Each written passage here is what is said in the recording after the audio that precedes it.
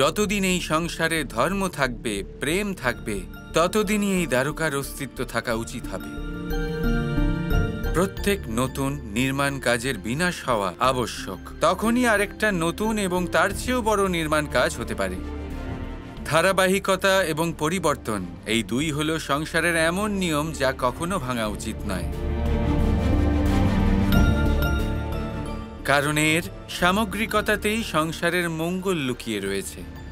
আপনার বক্তব্য সর্বতোভাবে সত্যি শ্রীকৃষ্ণ। দ্বারকা নগরী কখনো নষ্ট হবে না।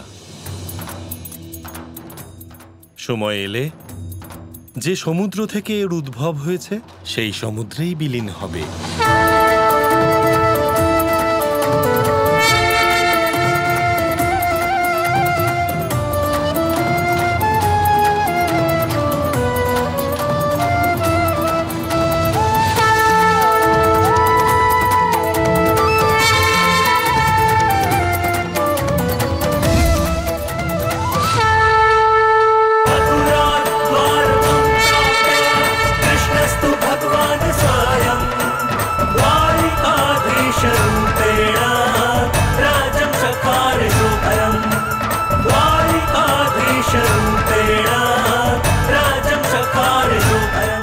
কানাই, আমি তো আমার বিবাহ এই দ্বারকা নগরীতেই করব।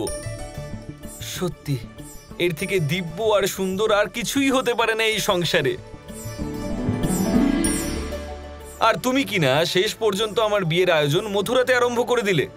আমাকে বলো না, আমার বিয়ে এখানে কেন হতে পারে না? অন্য কোনো দিন বলবো, আজ নয়।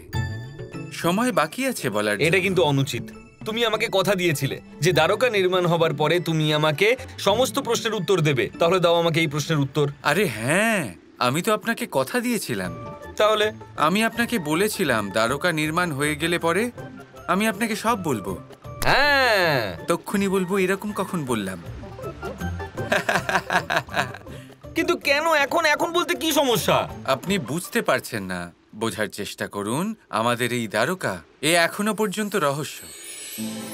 সঠিক সময় এলে আমরা একে সবার সামনে নিয়ে আসব।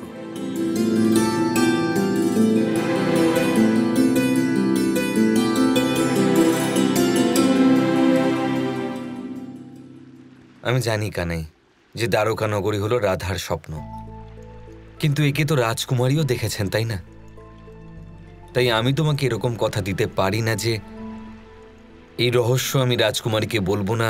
আমি ওনার থেকে লুকোতে পারবো না। এত ব্যাকুলতা! রেবতী বৌদির মুখে প্রশান্তির ভাব দেখতে চান, তাই তো? ঠিক আছে, শুধুমাত্র রেবতী বৌদিকে বলবেন, আর কাউকে নয়। ঠিক আছে, শুধু ওনাকেই বলবো।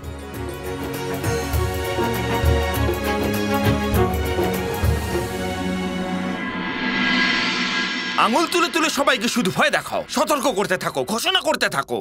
আর এই বলরাম একা হারিয়ে গেল তোমার সেনাদের। মগধ সম্রাট, মগধ সম্রাট, এইভাবে হেরে হেরে তুমি শিশুপালকেই অপমানিত করছো বারবার। তোমাকে তো এমনিও কেউ সম্মান করে না, তবে অপমানের তো কোনো প্রশ্নই উঠছে না। মগধ সম্রাটের জয় হোক। মহারাজ, মথুরা থেকে খবর এসেছে যে বলরামের বিবাহের প্রস্তুতি শুরু হয়ে গেছে। দেখো, ওই কৃষ্ণ আর বলরাম তো মগধ সম্রাটকে বিন্দু মাত্র ভয় পায় না। মগধ সম্রাট ঘোষণা করেছিলেন যে প্রতিদিন উনি মথুরার উপর আক্রমণ করবেন, কিন্তু এই কৃষ্ণ আর বলরামের তাতে কিচ্ছু যায় আসে না। সে তো ওখানে নিজের বিবাহের আয়োজনে ব্যস্ত।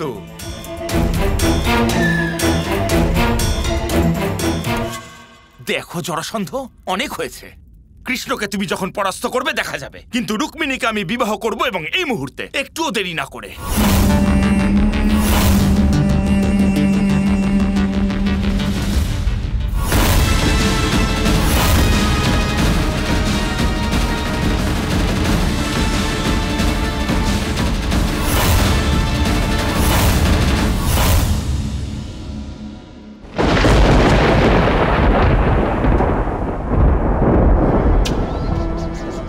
মূর্খ মানুষও কখনো সখনো বুদ্ধিমানের মতন কথা বলে ফেলে। ভালোই বুদ্ধি দিলে তুমি আমাকে। কিরকম যুক্তি? এটাই যে তোমার বিবাহ যেন তাড়াতাড়ি হয়। ওইখানে বলরামের বিবাহের আয়োজন হচ্ছে, আর আমরাও এখানে তোমার বিবাহের আয়োজন শুরু করে দেব। যখন কৃষ্ণ আর বলরাম ভাববে যে মগধ সম্রাট জরাসন্ধ তোমার বিবাহে ব্যস্ত হয়ে পড়েছে, তখন তারাও নিশ্চিন্ত হয়ে ওই বিবাহে ব্যস্ত হয়ে পড়বে। তখন হঠাৎই বলরামের বিবাহের মধ্যেই আমি মগধ সম্রাট জরাসন্ধ ওদের উপর আক্রমণ করব। না ওরা যুদ্ধের আয়োজন করবার সময় পাবে, না লড়াই করবার, না নিজেদেরকে কোনোভাবেই বাঁচানোর।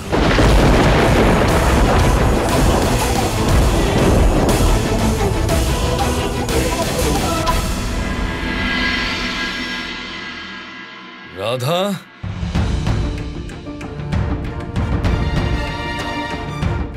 কখন থেকে অপেক্ষা করছি?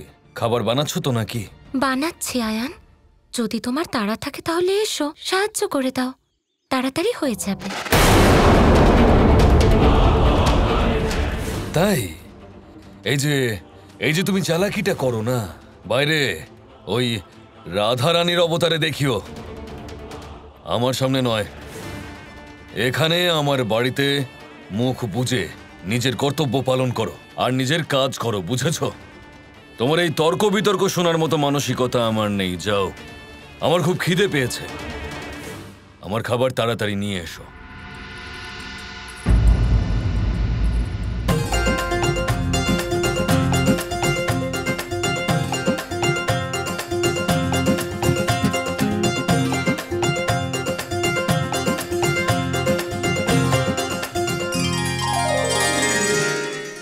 রাজকুমারী রেবতী,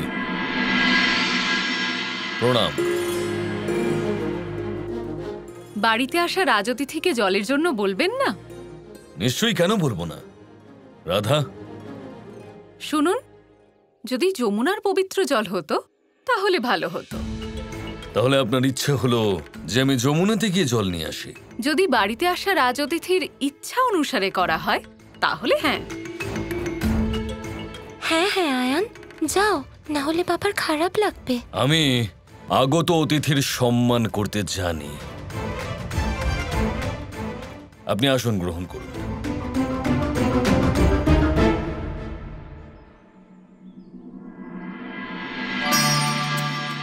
রেবতী, এসব কি? এই সমস্ত উপহার তোমার জন্য।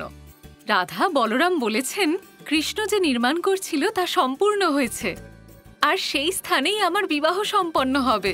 সত্যি? দ্বারকা নাম রেখেছে সেই স্থানের।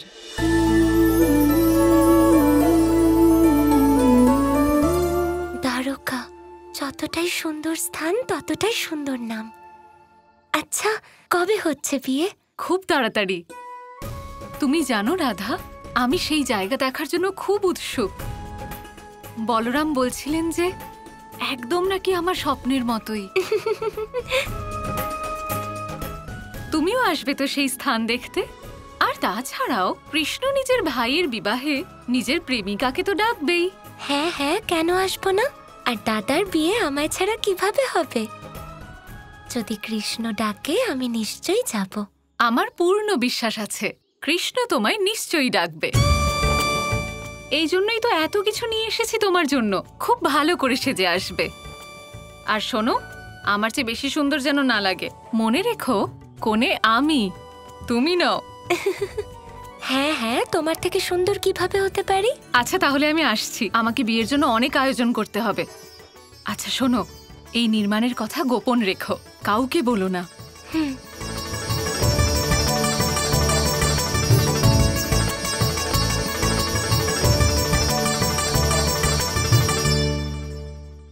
জানি না কেন, কিন্তু এমন মনে হচ্ছে যেন তুমি রেবতীকে পাঠিয়েছ কৃষ্ণ, আর এই কাপড় আর গয়নাও তুমিই পাঠিয়েছ, যাতে তুমি আমায় নিতে এলে আমি যেন পূর্ণরূপে তৈরি থাকি।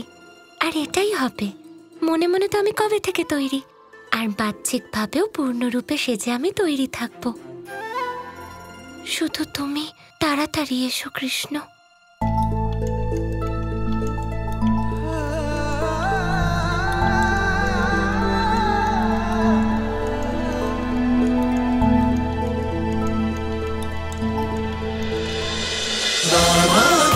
Krishna Krishna Krishna Krishna